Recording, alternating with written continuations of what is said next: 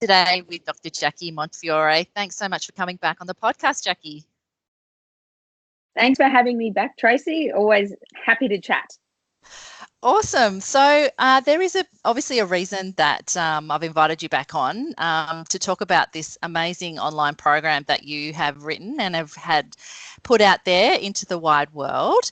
So I'm hoping we can talk about that a little bit later, but I wanted to start today by talking about the ketogenic lifestyle or diet. And one of the things when I saw you at the Low Carb Down Under conference was you had a handout on 5 of the biggest mistakes that people make on the ketogenic diet. And I thought it might be really good to share that information out to everybody today in case it, might tweak some interest in people listening to try something new. I just created this handout because there's a few common themes, and this particular handout, which I can, post to your show notes or whatever, or we can get people to download it if they like. But it's called the 5 most common mistakes people make when starting low carb. So I called it when starting low carb, but it's also common stuff that I see people do when they've been doing low carb for a while. So I just tried to drill it down to the 5 most common things I see. We could go through and talk around that, and you can give me your input and I can tell you what I think. Okay. Does that sound all right? Yeah, sounds good. Sure. All right. So we'll go through them one at a time. I'm just going to come back to my desk. So the first one I've got is having the philosophy that you're going on a low carb diet. So this is really common, I see, with people who are new to all this. So they might have had, a friend or someone they knew who has had a complete transformation in their health. They might have lost a lot of weight. They might have, resolved some debilitating symptoms that they were getting that were all very vague and weren't sort of being adequately fixed by the traditional medical model, if you will, and might have had some massive improvements. And so then they'll ask that person, so what did you do? Like, this is like, what magic supplement or pill did you take? Yep. And then the person who's actually made the change will say, oh no, I swapped to a low carb diet.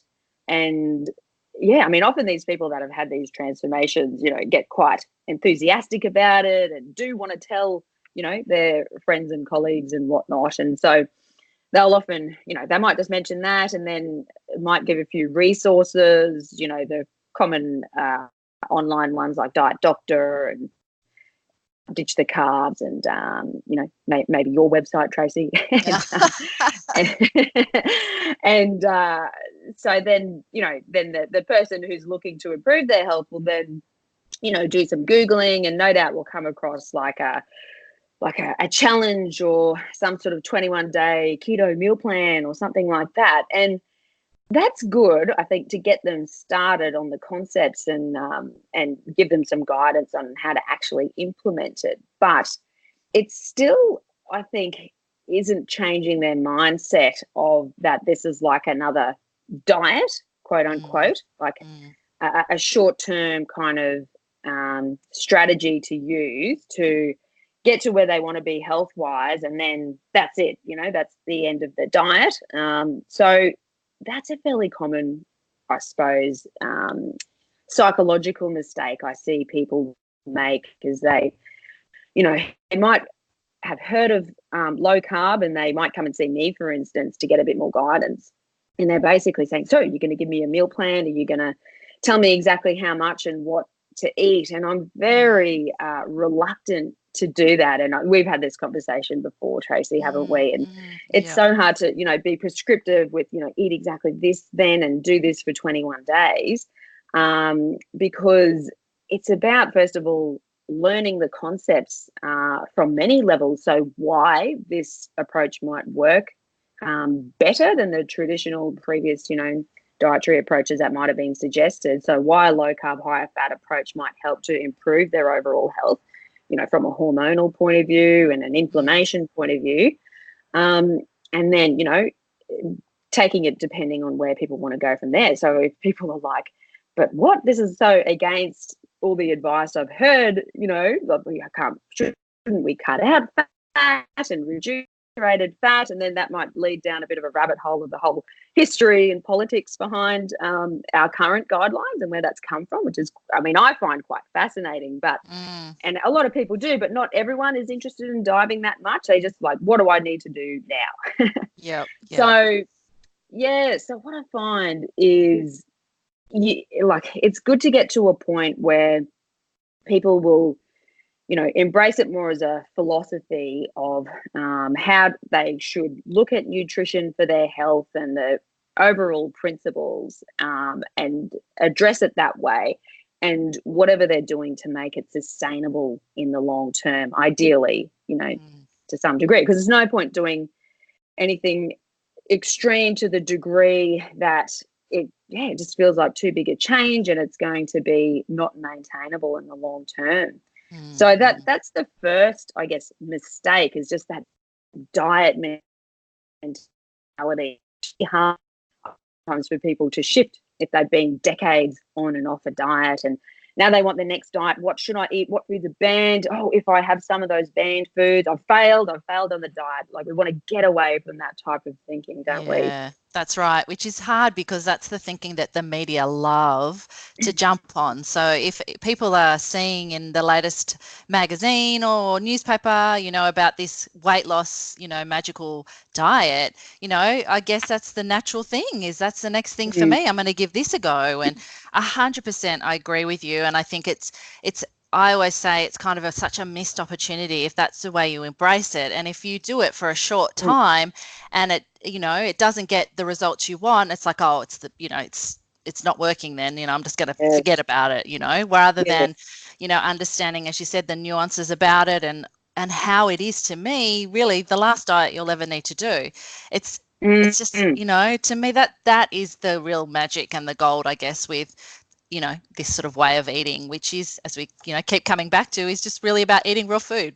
That's it. Exactly. Yes, it is. It's nothing more complex than that, really. And, the foods that grandparents ate and that sort of stuff, and responding to hunger and full signals, and just really getting back to that innate health in our biology, because you don't see lions in the wild having to be prescribed a meal plan with, eat this much of the kill and control your calories. They intuitively know to do that. So, and so do we. But I think we've just been convinced that, we don't have that. And I think it is hard for people, particularly women, to trust that, you mean that my body I can lose weight, or I can, start to listen to my body. It's a real challenge in the beginning to think that's actually possible. But of course, we've seen that it is, and it's a matter of doing things, bit by bit and making it work for the individual, and not, as you say, just following a blanket 21-day, meal plan, if you like. Yeah, exactly. But I can see that can be handy to get people going. But I still find it challenging, because if I do that for people, invariably they'll say, oh, but I don't like avocado. And there'll be always this kind of nitty-gritty argument, and it's very time-consuming. I'm like, well, look at this list of foods and we'll try and, get you to come up with what is suitable to you. And you don't have to follow some intricate recipe with a million ingredients and steps. You can keep it really simple to agree with just using basic equipment like a skillet, a bit of fat, salt, your protein, and your above ground veggies, and throw it all in. That's it. And, if in doubt, a bit more salt with the taste. If in doubt, add a little bit more fat in terms of the taste, and get it to a point that it's delicious and satiating. And I've seen people do that and do fantastically with improving their health parameters, waist measurement, all the other kind of traditional parameters they might use, or we might use to assess their metabolic health. So, but, it all gets a bit, I guess, clouded in the terrible food environment that we're in, that has had so many refined frankenfood carbohydrates, which really do hijack those natural satiety and full signals in the body and, promote hunger, just have weird effects in the body. Like I remember I would used to try and eat, like makes me almost vomit to think of it now, but like diet low fat yogurt, like honestly, yeah, been there too. It's not even food, and you eat it, it's not filling. Just in a snack, I should be full, but you just don't feel right. Well, I didn't. So just, it's that food environment, that whole over engineering of foods, trying to fit into this low fat advice that was given, but has now been, quietly backed away from. So yes, it's a bit of a reflection of the madness of our current modern sort of westernized world, really. Yeah, that's right. That's right. So was that number one? I think so, yes. Yeah. Talked a little bit about that one. So, all right, well, we may as well move on to number 2. So this is another common thing I see. So I've called this one not reducing carbohydrates low enough. And so the scenario I'd see here is someone come in and say, yeah, I tried low carb. I even saw a dietitian. I cut down the carbs and didn't lose any weight. And so when I delve deeper, okay, so what did you actually do? So they'll say I've swapped breakfast. I was having 2 pieces of toast with breakfast. I'm now just having one, and with some eggs and whatever it may be, avocado. Okay, well, sounds good.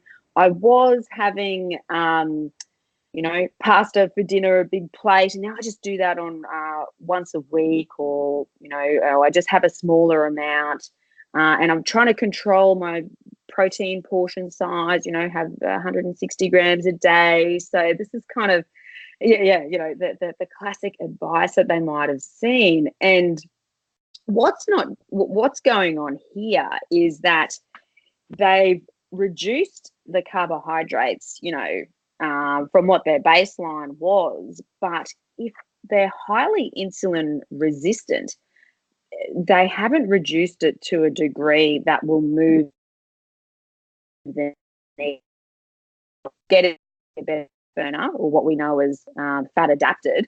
So that's sorry, you just cut out there for that bit.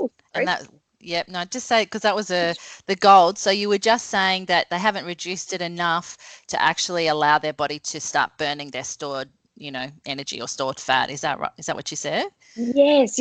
So I was saying, particularly for someone who's highly insulin resistant, or we suspect that might be the case. So someone generally a bit, I guess, older age group, or 60s or so, had decades of dieting on and off, and so chances are they're quite highly insulin resistant, and they've reduced their carbs. Maybe they were eating 300 grams of carbohydrate per day, if we want to put a quantity on it, and they've reduced it down to 150 or 200.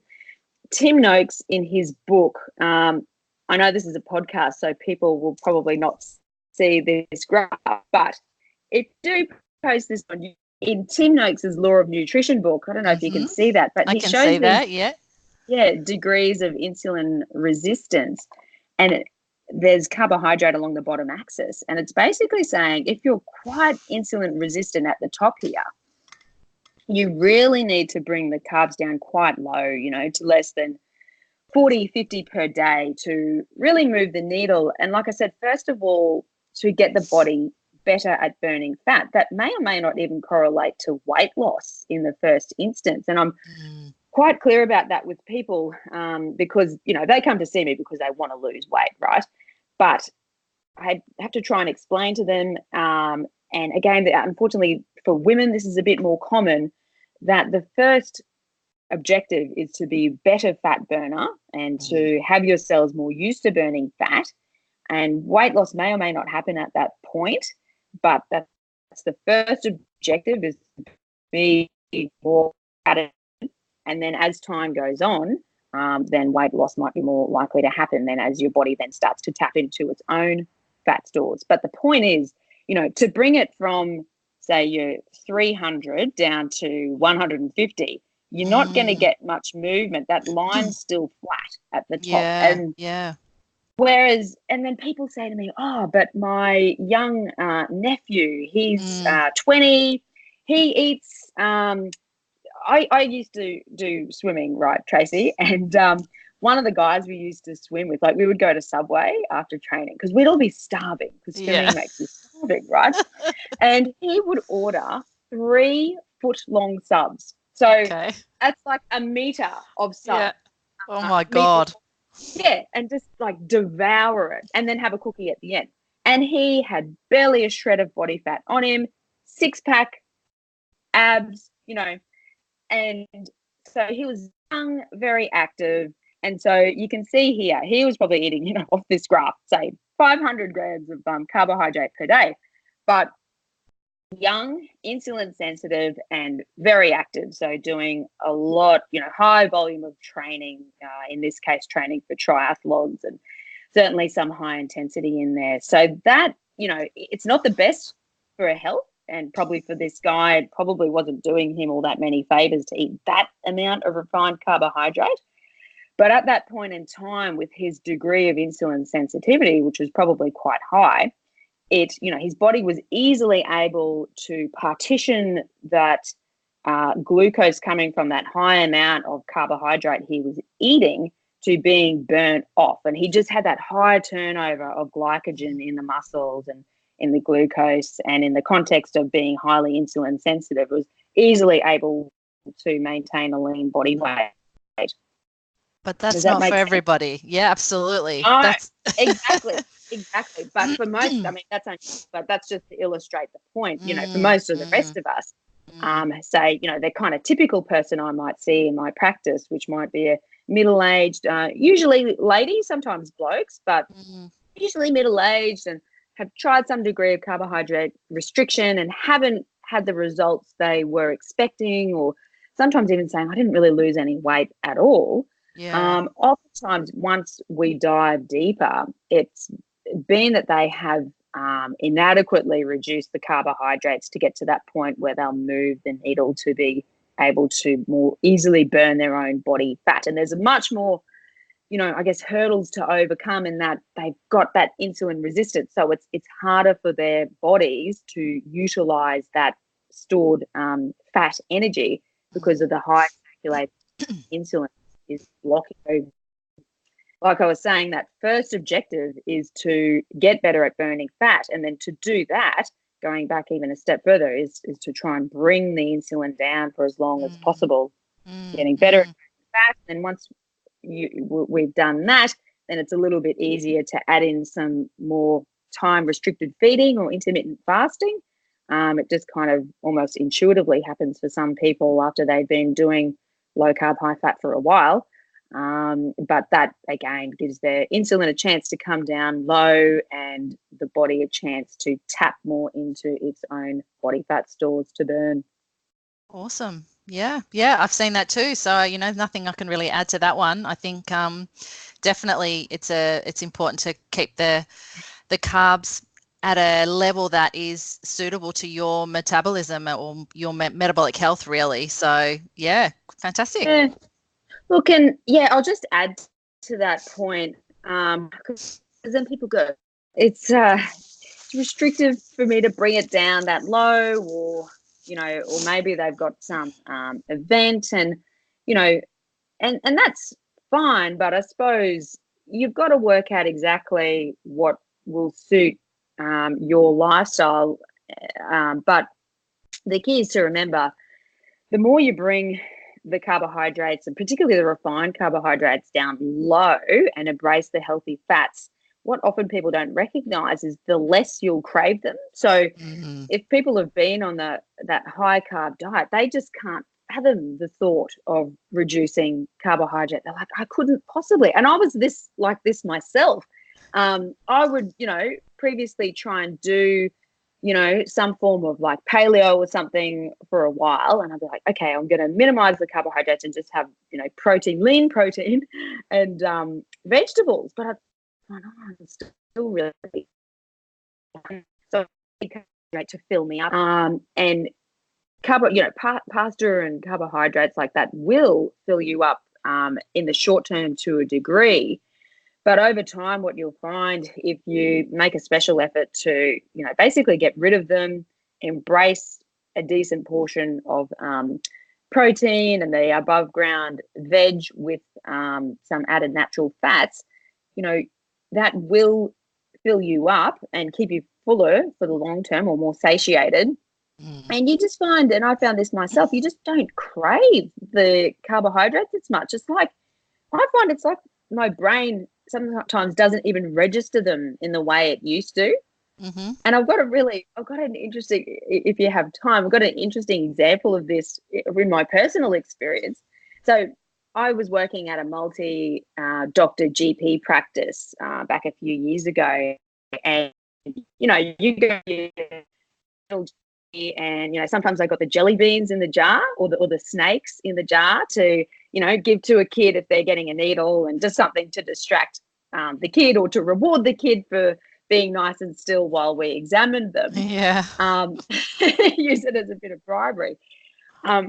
So one of the doctors at the practice, I used to go for stickers myself, but one of the doctors at the practice would have this jar of jelly beans, and it was quite prominent. And every time I'd walk past the room, I'd be like, oh, I want to eat one of those snakes. Like, I just want to eat it. And sometimes I'd sneak in and actually eat one. But then after I had been eating low carbohydrate, high fat for a while, I just realized randomly one day, I was like, I still walk past that same office every day, but I haven't even noticed the snakes anymore. It's so strange. It just was something I realized in hindsight, that they just didn't register in my brain and didn't have that same kind of pulling capacity that they were having when I was having them more frequently. It just goes to show, I think, that more drug-like effect that some of these, lollies and junk foods have, and that, they cause that dopamine release and we get a small-term little high. But like anything that's addictive, the less you have of it, the less you crave it, because your brain will, not go for that, or be looking for that as the pathway it wants to do to make you feel better. Yeah, 100%. And I've seen the same thing for myself. I could have a plate. So I never liked like sweets, like lollies. That was never my thing. Mine was always chocolate, but crunchies and flakes and all that. And then chips. Like I loved, like crispy chips and stuff. But if I had a plate or a table of that in front of me, not one bit of me would be interested in going for that. There's absolutely no desire for me to eat any of that food anymore. And I say that to, my clients, and they don't believe me at first, but it does happen. It obviously doesn't happen overnight. You've got to give your body time to adapt, but it definitely is, is possible. Unless I think, there's a lot of, there's a big market obviously with substitutes and stuff, and I'm a little bit in two minds about substitutes. I think it can really help some people make that transition, but for others probably not so much. So again, it's an individual thing, I think. Exactly. Yeah, I agree. I think so I take it you're referring to things like Atkins kind of processed bars and that sort of stuff. Is that what you mean? Or? Yeah, look, not so much that, because I really, in my mind, there's probably a minimal place for that, type of thing. I mean, I do buy some of that stuff for my kids just to get, fuel into them, my teenage kids. But, I'm talking, I guess, more about the sweeteners, and, the baking and all that sort of stuff, which I have definitely done because I do enjoy baking, and I want to still bake for my kids. So I do, do that. And of course I do have to try a little bit because, but it's that type of thing. And I think, as I said, it can be it was for me in the first couple of years, did really help sort of make that transition, and it meant that we could still enjoy stuff like that. But if it was a sugary one, like real sugar, if I was out, I just no desire to have it. None. Yeah. Do you find that all the time? Because I must admit, like, sometimes crunchies will find their way into your household. The kids might have been trick-or-treating and there's some crunchies, as an example. So I'm talking Halloween was recently. Yep. Like certain times, say I've had bad sleep or high stress, my lizard brain will kick back in and I will want to eat the crunchy. And sometimes I will eat the crunchy. But so it's not like I think it can, like, well, in my own personal experience, go away completely. But I think it does, tend to rear its head again if other aspects of my lifestyle aren't ideal, like bad sleep or other stresses. I don't know if you've found that in yourself. Yeah, definitely. And, I see that in my clients a lot too. And I don't think that's an issue. I think that's part of being a human being and part of our normal, way we are. We're not robots. We're not, computers. I mean, real life does sort of happen.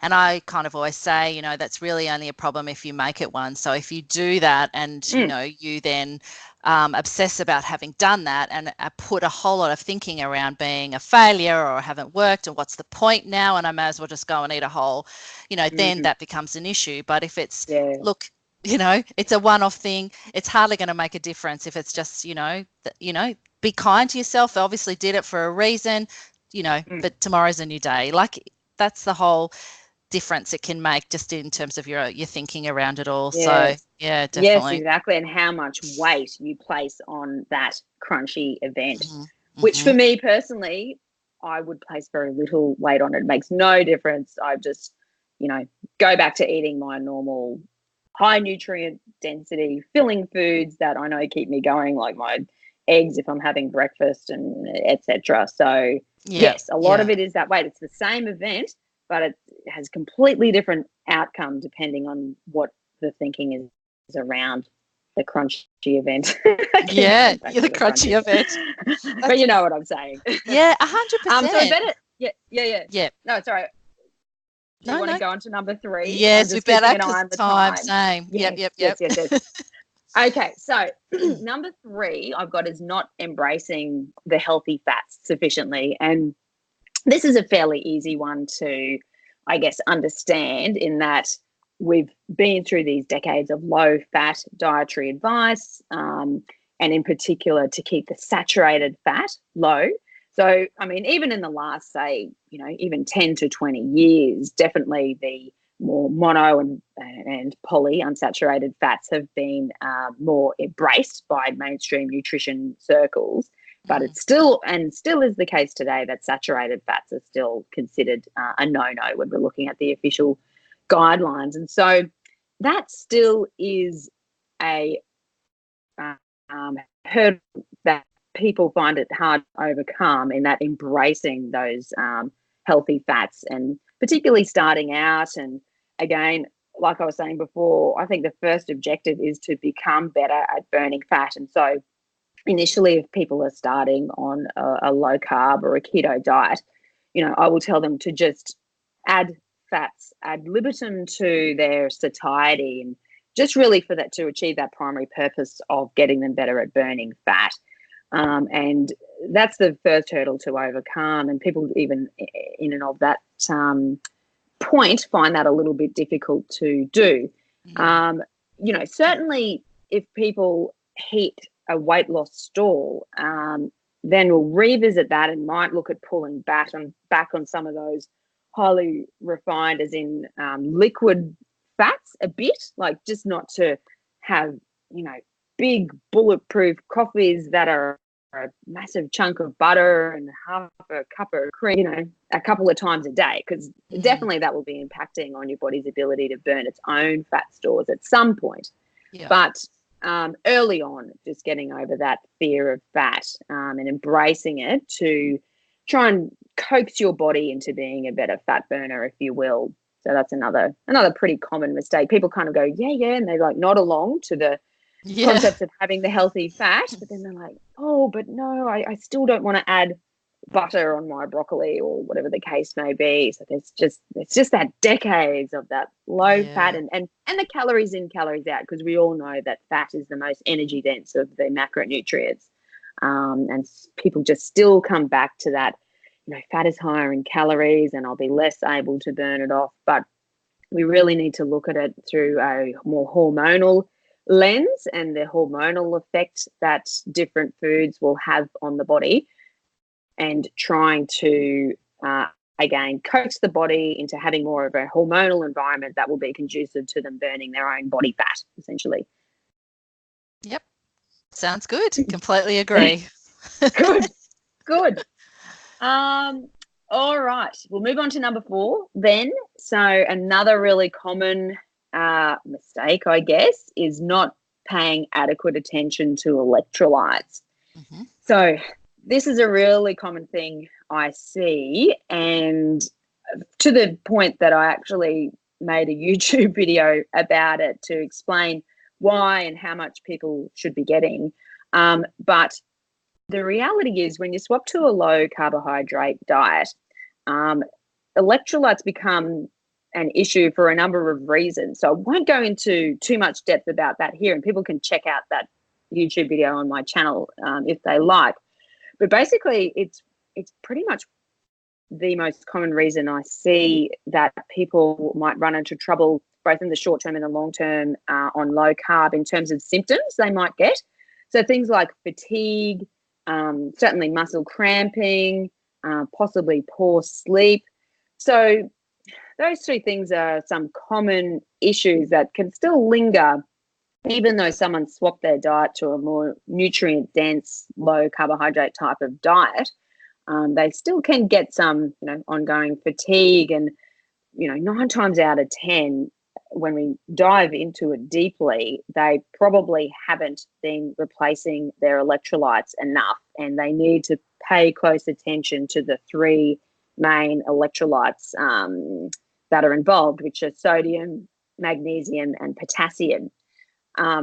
Potassium is usually okay if someone's having, a diet based on fresh foods or fresh meats and vegetables. It's usually, in most of the analyses of low carb diets, potassium is usually not too bad, but the other 2, sodium and magnesium, are potentially at risk. And I mean, I made this mistake myself at the Low Carb Down Under conference. As you know, Tracey, it was really busy down there, and I didn't get a chance really to have much dinner the night before. There was just a canapes thing, so I had a few little things of that.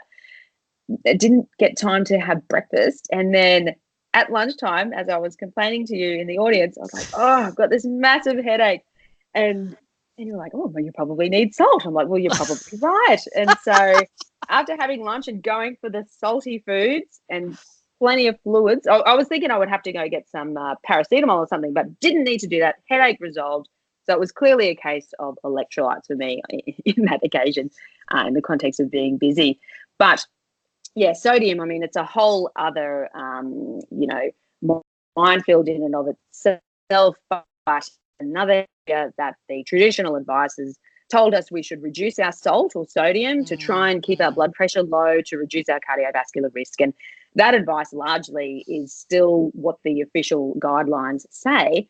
But, you and I have, and, others have, looked a bit more into some of the work of like James D. Nicol and, yes, I find it hard to say his name.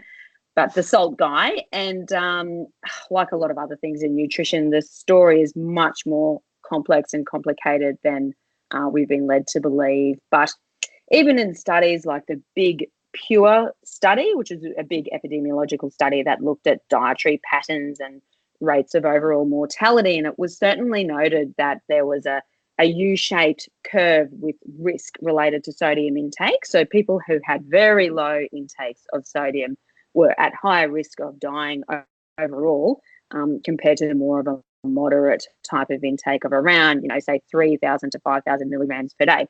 And then, having way beyond that was also associated with a bit of a higher risk. So there's this optimal level. But when we're swapping to low carb, we're reducing the dietary sodium because we're not having as much of those processed foods that would traditionally contain a lot of sodium in them. So things like bread and breakfast cereals do have a lot of sodium. Not that they taste particularly salty, but they do actually have quite a lot of sodium. And so you have to be quite active in adding salt to your meals. And sometimes even that isn't sufficient. You actually need to also drink salty beverages to get your levels up to where, you know, your body needs it, and you won't experience those symptoms. And, you know, we know from times gone by in human history, salt was such a precious commodity. Salt was actually used as a currency. And so it's always been recognized as so important to health. But, you know, again, another mistake of modern nutrition advice, we've told people to reduce it. And yeah, you know, it probably could have some merit to it in the context of a highly refined carbohydrate diet, but in the context of a low carbohydrate diet, it's high in unprocessed foods, it's detrimental advice, and it will cause you to have terrible symptoms. Well, that's right. That's right.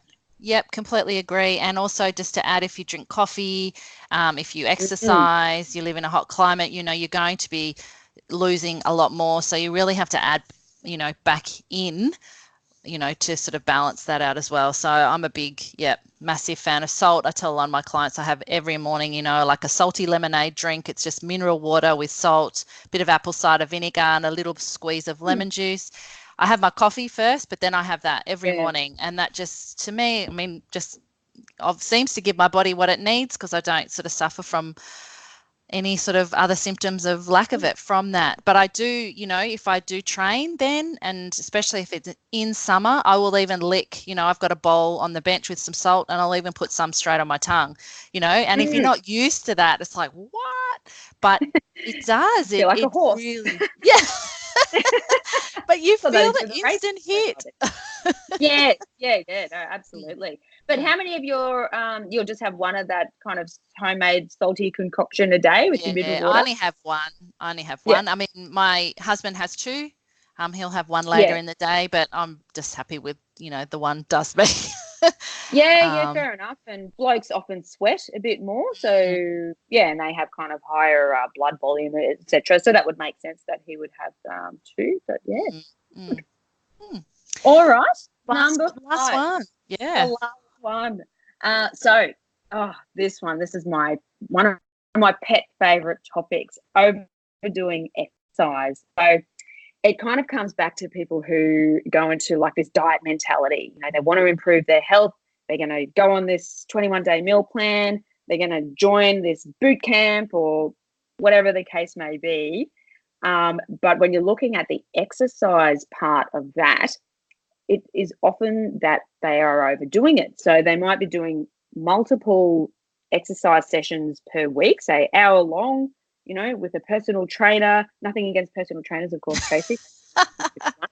But a lot of personal trainers, you know, like they're pushing people, and that's what they're meant to do. But to me, it's just unnecessary, and gets to the point that it gets counterproductive in the sheer volume that they're looking at doing that, particularly in the background of someone who hasn't done much exercise in recent years. So I just time and time again see fatigue, injuries, probably the two main ones in that type of context. And I am constantly trying to get people to back off a bit on exercise, and, you know, particularly if they're doing a few things at once. So they're swapping from their usual kind of higher carbohydrate diet. So we're looking at swapping to a lower carb, high fat diet. So we're getting them better at being a fat burner.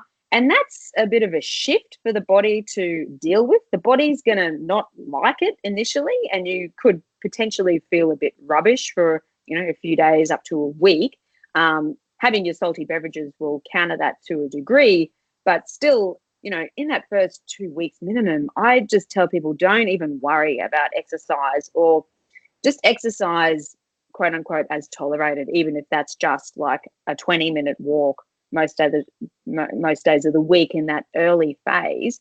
Because the priority isn't to go full bore with exercise. You just won't handle it. You won't have the exercise tolerance, and you know, if it's too much, it can be counterproductive, because you're predisposing to injuries, and it's too high a stress. And that's often the case of people if they have high stress in their lives, or they have poor sleep, and then they're adding these 5-hour-long, fully intense exercise sessions. It's just too much. We need to back off a bit with the stress. And I've heard a few times people who do high levels of exercise and for whatever reason, and they might, also struggle with their weight. And they've described to me that for whatever reason, if they haven't been able to exercise as much, they often find that they lose weight just by backing off a bit on the exercise and the high intensity exercise. Like I've heard that story time and time again, mainly with endurance athletes who are doing hours and hours of moderate and sometimes high intensity endurance exercise like cycling or triathlons or marathons. I mean, you go to any endurance event like that and you'll see that a fairly large proportion of participants are overweight by by those standards. And so it's certainly not that more exercise is better from a weight loss point of view. Certainly having some degree of activity most days is very good for overall health and well-being and reducing risk factors of various chronic diseases, improving longevity. But for a weight loss point of view per se, exercise isn't effective. It's mainly diet, vast majority. So yeah, early on, minimal or just exercise as tolerated, and then you'll know within yourself as you're feeling a bit better, you have more energy. Often people just they know that they will spontaneously start to exercise more because they feel more energetic and they want to get out there, and that's great. Roll with that, do that, and then we can dial in a bit more some of the specifics to do with resistance training and HIIT training and adding in a bit of that. What are your thoughts about exercise? Yeah, look, exercise, Tracey. Yeah, exactly. I mean, as I'm not a personal trainer anymore, well, I don't, teach it, but I mean, far too much emphasis put on, exercise, I think, for a lot of people. But it's also the fact that as a personal trainer, that's what they're paying you for. So it's kind of like people turn up and it's like you feel like you have to smash them. And I certainly, it was like that in my younger days.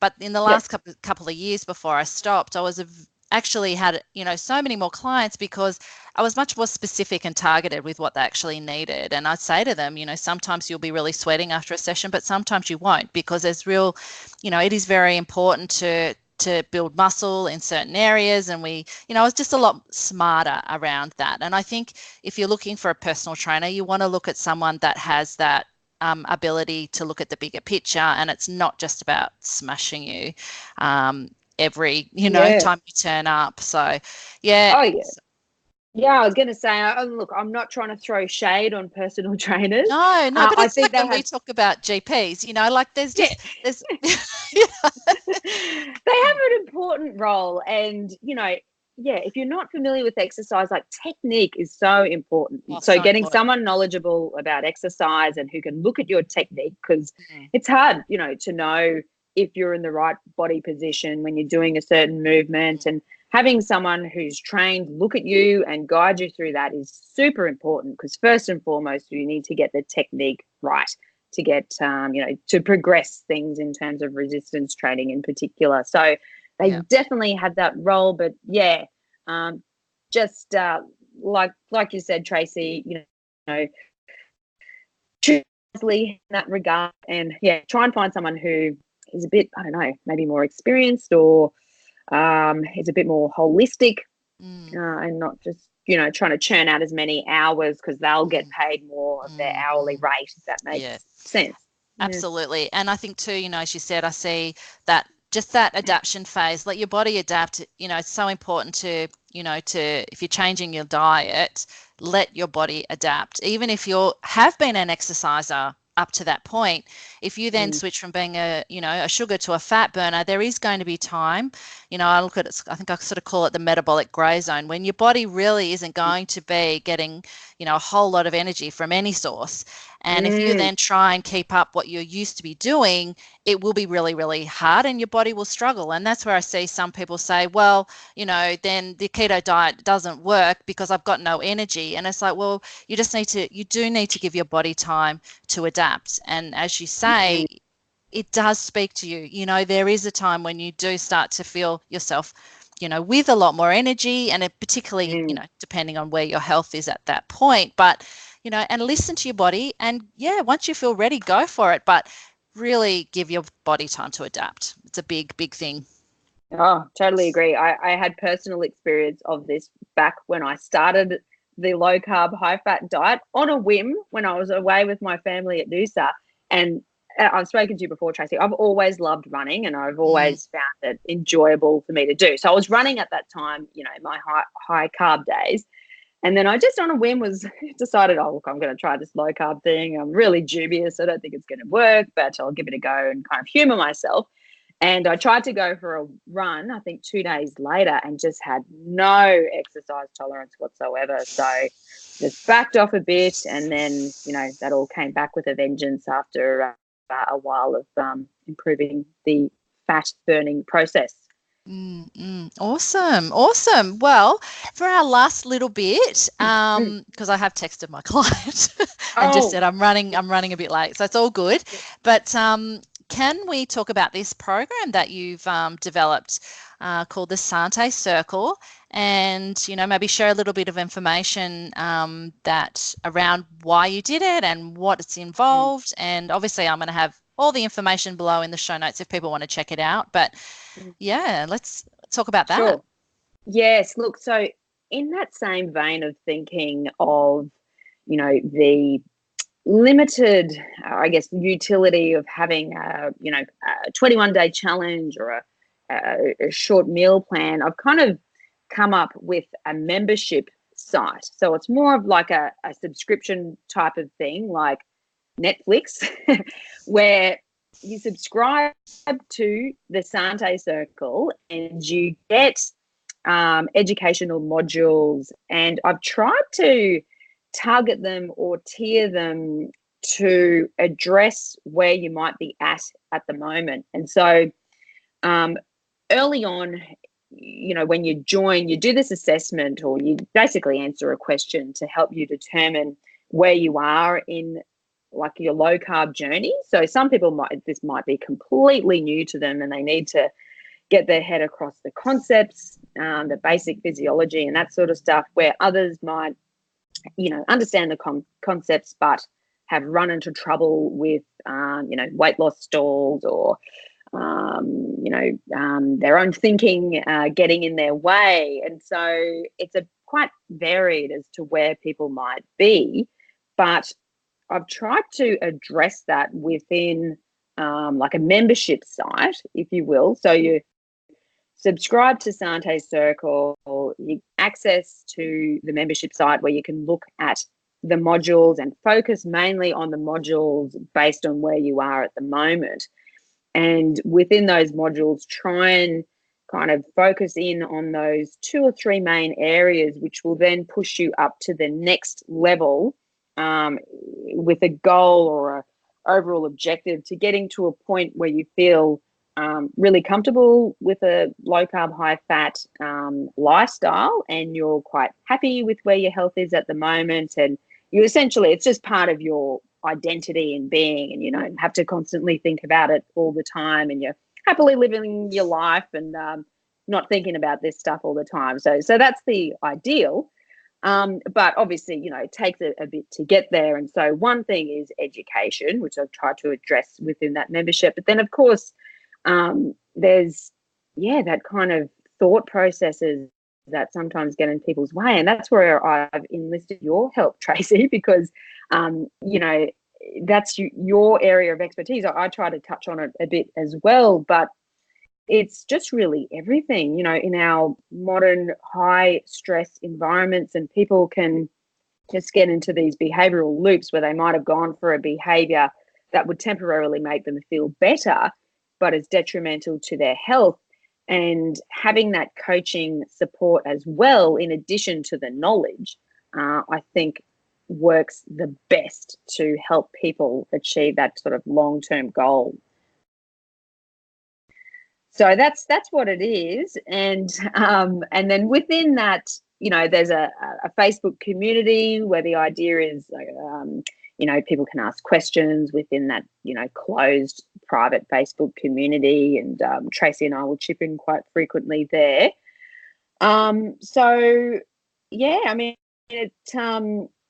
to join, you can go to my website and there's a link at the top and we'll put a link again in Tracy's show notes, but that says coaching on the top menu, and that will take you to where to join.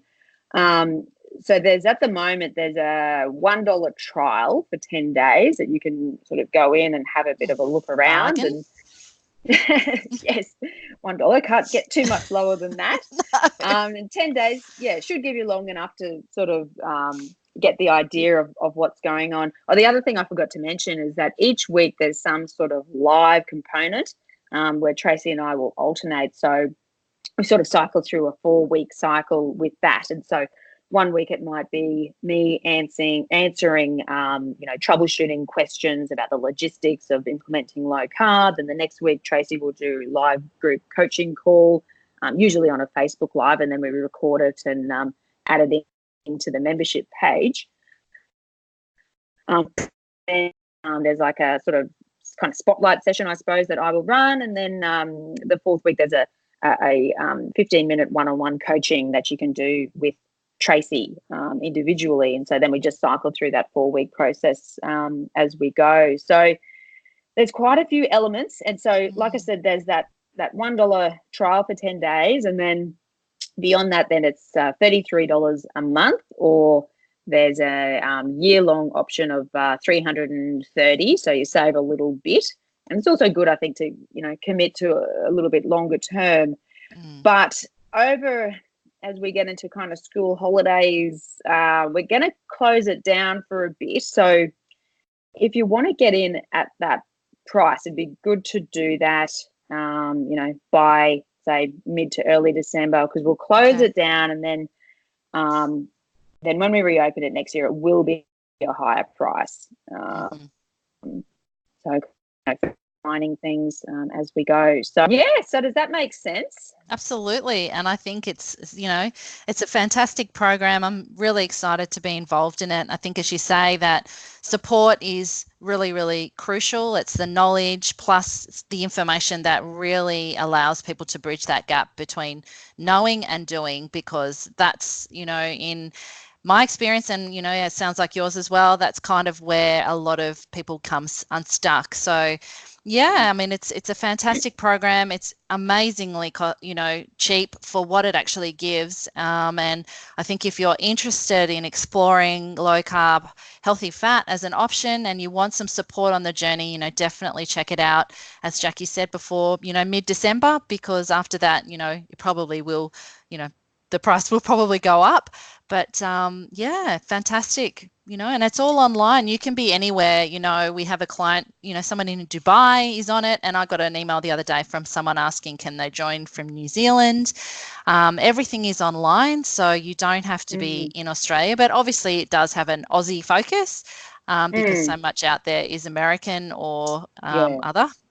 Yeah, exactly. Yeah, that's true. And we do talk, you're right. And I find this hard to get my head around when we're talking about the medical side of things and cholesterol units, and a lot of that information from the US is in the milligrams per deciliter, and the same with the blood glucose, and you're constantly having to convert. So I've just kept it in our Australian units or the metric system at the moment. I've just, like you were saying before, to your point, Tracey, about trying to keep it cost effective. Like, we feel very strongly about trying to get this information and support out to as many people as possible whilst keeping the cost reasonable. We're just trying to empower people to take the information, like within the course or within the membership, I give some advice on how you can approach like your own doctor and what are the best tests to ask for, and what ones you don't need to worry about so much, and what ones might be handy but are optional. So just depends on how much you might be a data driven person, and some people are more so than others, but just trying to empower people to have that advice no matter where they might be. I mean, this program isn't like medical supervision as such, so I'm obviously a doctor, but within the context of this membership, I'm not your doctor as such, or you will, patients will need, or people in the program will need to maintain their relationship with their regular GP, particularly if they're on medications, long-term medications. We'll say for any condition, the main usual ones to be careful of are medications for diabetes and for high blood pressure, but even some medications for mental health conditions we do need to be careful with on a low-carb diet. So at the end of the day, you'll need your own medical supervision through your own doctor, but within the context of the Sante Circle membership, we're, trying to provide that education and support and advice and empower people to, take their health into their own hands as much as they can. And we put a few, suggested meal plans and meal approaches in there. And yeah, it's just the sort of thing that we're just going to keep adding to in terms of content over time. So it's sort of ever build in terms of the library, but without trying to be too overwhelming as well. And, we'll try and direct you of which things to focus on now, depending on where you are right now in your journey. Fantastic. Excellent. Well, thank you so much for coming to chat with me again today, Jackie. And if anyone's interested in checking it out, as I said, I've got the information below. You can click on that and check it all out, and hopefully, join us, because it's very, very exciting, and it's, it's been really, really positive for the last 6 weeks. I think it's been running for about that. Yeah. Yep, about 6 weeks. Yeah. Awesome. Great. Awesome. Well, Thanks. thank you so much for having me on, Tracey. Enjoy your day. And enjoy You too. your day. You too. Okay. Bye.